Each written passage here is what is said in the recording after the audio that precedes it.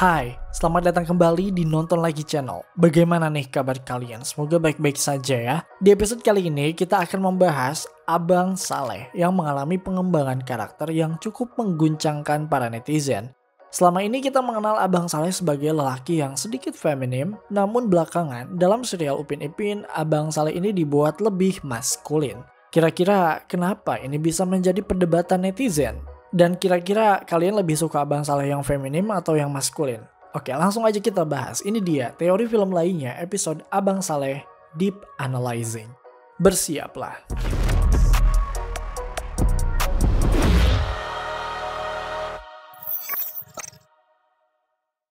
Sejak awal kemunculannya, Abang Saleh diceritakan sebagai salah satu penghuni kampung durian runtuh yang memiliki sifat feminim, di samping dirinya yang merupakan seorang laki-laki. Berdasarkan Wiki Fandom, usia Abang Saleh dalam serial ini adalah 28 tahun dan belum menikah. Tidak banyak diketahui mengenai latar belakang keluarga karena dalam serial ini pun Abang Saleh selalu digambarkan sebagai seseorang yang tinggal sendirian.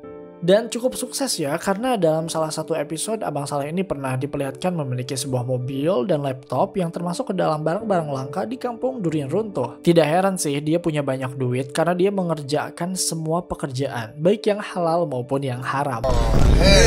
Dia punya toko online Jari Jemari Saleh, terus juga pernah jadi pustakawan, terus pernah jadi DJ radio, pernah jadi desainer baju, pernah juga jadi pelayan di kedai angka mutu, bahkan dalam film Geng, dia pernah membantu ngejual hewan-hewan dilindungi di kampung durian runtuh. Jadi ya sebenarnya Abang Saleh ini orangnya rajin, semua kerjaan dia lakuin asal cuan.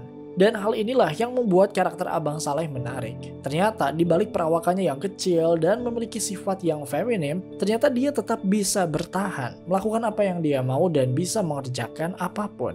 Ini juga yang membuat serial Upin Ipin menarik karena kehadiran karakter Abang Saleh tidak hanya menjadi gimmick komedi semata, tetapi dia memiliki peran yang cukup penting dan diterima oleh kampung durian runtuh. Untuk anak-anak, mungkin ini bukanlah suatu hal yang perlu diperhatikan. Namun untuk penonton dewasa, kehadiran Abang Saleh yang diterima di kampung durian runtuh mungkin berarti sesuatu. Sebagian penonton menganggap dengan adanya karakter Abang Saleh dalam Upin Ipin ini bisa menjadi pintu yang bagus untuk memberikan edukasi pada anak-anak mengenai gender. Namun kemudian pihak Leskopik sebagai production house-nya melakukan perubahan yang besar pada karakter Abang Saleh. Sejak season 15, Abang Saleh mengalami karakter development yang cukup menjadi perbincangan netizen, di mana diceritakan Abang Saleh ini lebih banyak bergaul dengan Iz dan Badrul. Rupanya, Abang Saleh ini ingin menjadi lelaki sejati sehingga dia berubah dalam cara bersikap maupun berbicara karena pergaulannya tadi. Sebagian penonton menyambut positif perubahan karakter Abang Saleh ini, namun sebagian yang lain justru mempertanyakan tujuan dari production house-nya. Maksudnya, selama ini penonton tidak mempermasalahkan sisi feminim Abang Saleh dan mengapa tiba-tiba Leskopik membuat Abang Saleh menjadi maskulin. Keputusan ini tentu saja memunculkan perdebatan di kalangan penonton. Well, sebenarnya belum ada statement resmi dari Leskopik mengenai alasan mengapa mereka merubah atau mengembangkan karakter Abang Saleh menjadi lebih maskulin. Tapi dari beberapa artikel dan diskusi publik, mungkin ada beberapa hal yang nampaknya menjadi alasan. Alasan utamanya tentu saja untuk kebutuhan cerita. Menurut publik, Leskopik mengembangkan karakter Abang Saleh menjadi lebih maskulin adalah karena ada cerita yang mengharuskan Abang Saleh ya nampak seperti itu. Dalam season 16 berjudul Lindungi Diri dan Keluarga, Abang Saleh diceritakan bahwa dirinya sedang menabung alias mengumpulkan uang karena dia akan menikah. Coba kalian perhatikan cuplikannya. Tabung Saleh istimewa tau. Istimewanya tabung tu, tabung kahwin. Gitu.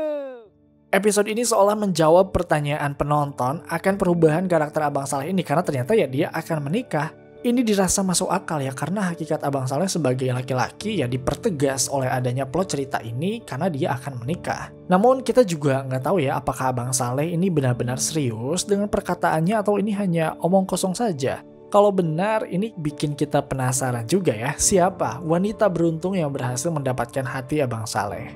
Nah itu alasan yang pertama. Alasan yang kedua adalah karena penyesuaian dengan norma sosial. Oke, disclaimer dulu ya, kita bawa pembahasan ini untuk have fun. to share our thoughts ya. Jadi gak ada niat untuk menyudutkan komunitas atau kelompok tertentu. Kita di sini diskusi aja ya. Lanjut. Banyak orang yang percaya bahwa dirubahnya karakter Abang Saleh menjadi lebih maskulin adalah karena mereka menyesuaikan karakternya dengan norma sosial yang berlaku. Malaysia guys, seperti yang kita tahu, memiliki banyak kesamaan dengan Indonesia, termasuk dengan bagaimana mereka menyikapi queer dan LGBT stuff. Di Indonesia itu kan kayak sesuatu yang sangat sensitif ya. Nah sama di Malaysia juga gitu, bahkan sepertinya lebih ketat dan sensitif dibanding di Indonesia. Setahu kita ya, koreksi banget nih kalau misalnya kita salah, di Indonesia tuh nggak ada undang-undang yang mengatur LGBT. Maksudnya tidak ada aturan yang melarang seseorang memiliki orientasi tertentu atau bagaimana gitu ya. Paling adanya tuh ya hukum agama atau hukum syariah. Kayak misalkan di Aceh gitu kan, itu kan benar-benar melarang adanya LGBT. Itu pun kalau ketahuan ya. Di Aceh itu kan ranahnya tuh masih lokal gitu, nggak nasional, nggak seluruh Indonesia. Tapi di Malaysia itu ada peraturan sipil yang berlaku untuk satu negara yang melarang adanya LGBT. Tepatnya tertuang dalam Undang-Undang Pidana Sipil atau Penal Code Section 377A dan 377B. Kita nggak mau spill isinya kayak gimana karena kayak gak cocok diomongin di sini. Mungkin kalian bisa cari sendiri isinya apa ya undang-undang itu. Pokoknya, undang-undang tersebut menegaskan bahwa ada hukuman 20 tahun penjara bagi orang-orang yang terbukti menjalin hubungan tidak sesuai kodrat alam, baik itu untuk pasangan laki-laki maupun perempuan. Dan tidak hanya itu, orang itu bahkan bisa mendapatkan whipping atau hukuman cambuk. Gila kan, seketat itu, bahkan sampai ada undang-undangnya. Bahkan dari beberapa artikel yang kita temukan, menurut hukum Malaysia, hubungan intim yang dilakukan oleh pria dan pria atau wanita dan wanita itu tuh dianggap kriminal walau dilandasi atas suka sama suka oleh orang dewasa. Kalau di Indonesia kan ya udah gitu ya, kalau suka sama suka mah, kecuali kalau emang yang satunya tuh nggak suka, itu jatuhnya jadi kayak pelanggaran hukum, bisa pelecehan, pencabulan dan lain-lain. Tapi kalau di Malaysia, yang suka sama suka aja tuh dihukum, bahkan dianggap kriminal. Undang-undang ini sebenarnya memicu kontroversi ya, karena banyak organisasi HAM menganggap pasal ini sudah ketinggalan zaman, karena emang ini warisan hukum kolonial Inggris. Mereka berpikir bahwa ini mencampuri ranah privasi orang dewasa yang saling menyukai. Namun, di Malaysia, pasal ini masih dipertahankan dan dipakai, terutama untuk menghukum atau menekan komunitas LGBT. Lalu bagaimana dengan Abang Saleh? Sebenarnya Abang Saleh ini bisa saja terkena hukum syariah di sana. What? Oke, sebagai informasi, dalam menjalankan sistem hukum, Malaysia juga sama dengan kita. Jadi ada sistem hukum sipil seperti perundang-undangan tadi, ada juga sistem hukum syariah atau hukum Islam dan ini berlaku untuk Muslim. Dalam hukum syariah, Abang Saleh mungkin bisa dikenakan denda sebesar 1.000 ringgit Malaysia atau sekitar 3,9 juta rupiah dan mendapatkan cambuk karena berpenampilan dan berperilaku seperti wanita. Wah, kalau ini terjadi pada Abang Saleh, mungkin hidupnya tidak akan semulus yang kita lihat dalam serial Upin Ipin ya. Nah, karena alasan inilah banyak orang yang percaya bahwa Leskopek sebagai production house-nya berusaha menghindari kontroversi ini. Mereka berusaha mencari jalan aman. Mereka mungkin sadar kalau penampilan yang terlalu feminim yang menempel pada karakter Abang Saleh bisa menimbulkan kontroversi. Mereka tidak mau dianggap sebagai production house yang memberikan pengaruh negatif pada anak-anak atau dianggap melanggar norma di Malaysia sehingga membuatnya kontroversial. Menariknya adalah justru perubahan yang mereka lakukan ini malah menjadi perbincangan publik.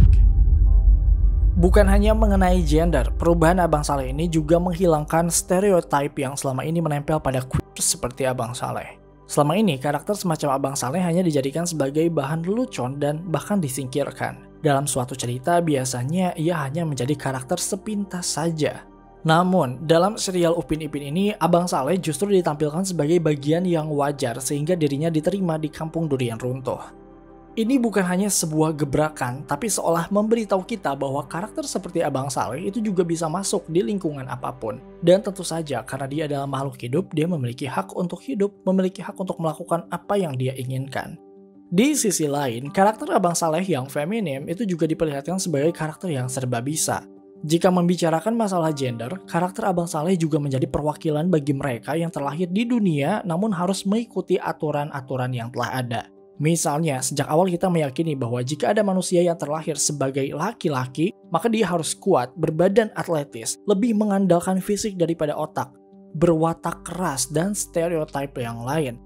Namun dengan adanya karakter Abang Saleh ini seolah memberitahu kita bahwa tidak selamanya laki-laki akan berwatak keras, lebih mengandalkan fisik, dan yang lainnya. Hal ini juga berlaku untuk perempuan. Makanya perubahan karakter Abang Saleh ini memang menjadi bahan pro kontra di kalangan fans karena perubahan itu dianggap sebagai penghilangan karakter juga. Singkatnya, perubahan ini dianggap menghapus pesan inklusi dan keberagaman, di mana karakter feminim pada pria sebelumnya menjadi simbol bahwa ada banyak jenis kepribadian dan berbeda itu tidak salah. Yang datang beriringan dengan konsep gender ini adalah bagaimana satu sama lain bisa saling menghargai.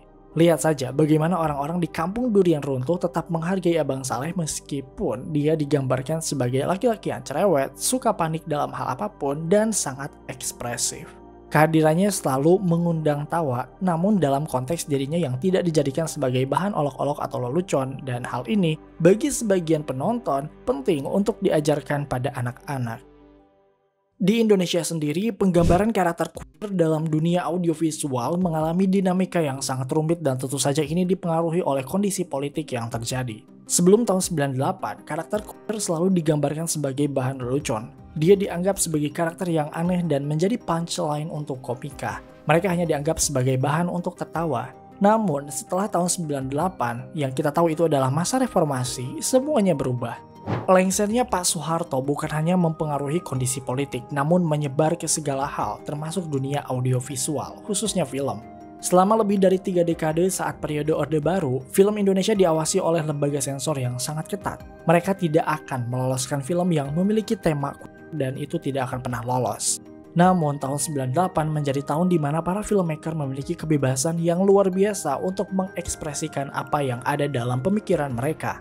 Menurut pakar film, jurnalis sekaligus kritikus Indonesia asal Portugal, Lisa Bonarahman, film Indonesia mengalami kebebasan berekspresi sejak dirilisnya film Kuldesak tahun 98. Film ini menyoroti konflik yang tidak hanya digerakkan oleh karakter feminim dan maskulin, tapi juga digerakkan oleh karakter feminim A, B, C, D, hingga maskulin A, B, C, D. Jadi nggak tok feminim dan maskulin saja. Kalian yang lahir tahun 2000-an pasti nyadar juga ya betapa film Indonesia pada saat itu memang banyak yang menampilkan karakter dan tema-tema queer.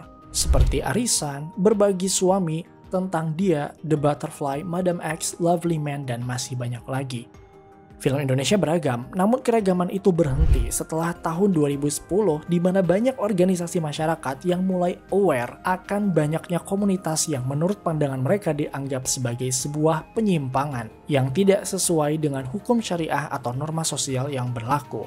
Sejak saat itu, Indonesia mulai mengalihkan haluan mereka pada sesuatu yang lain.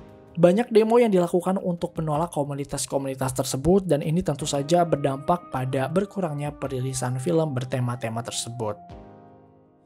Oke, kita balik lagi ke Abang Saleh. Kalian sendiri lebih suka Abang Saleh yang dulu, yang feminim, atau Abang Saleh yang sekarang, yang maskulin? Tulis pendapat kalian di kolom komentar. Terima kasih karena telah menonton video ini hingga akhir. Luangkan waktu untuk like, share, dan komen jika kalian suka video ini. Tekan tombol subscribe dan aktifkan notifikasi loncengnya supaya kalian tidak pernah ketinggalan video-video terbaru dari kami. Dan sebagai bentuk dukungan kalian terhadap berkembangnya channel ini, mari terhubung lebih dekat dengan cara follow kami di Instagram di @nontonlagi.channel. Dan jangan lupa klik Crime Case, kini hadir di Spotify. Sampai jumpa di episode Nonton Lagi Channel berikutnya.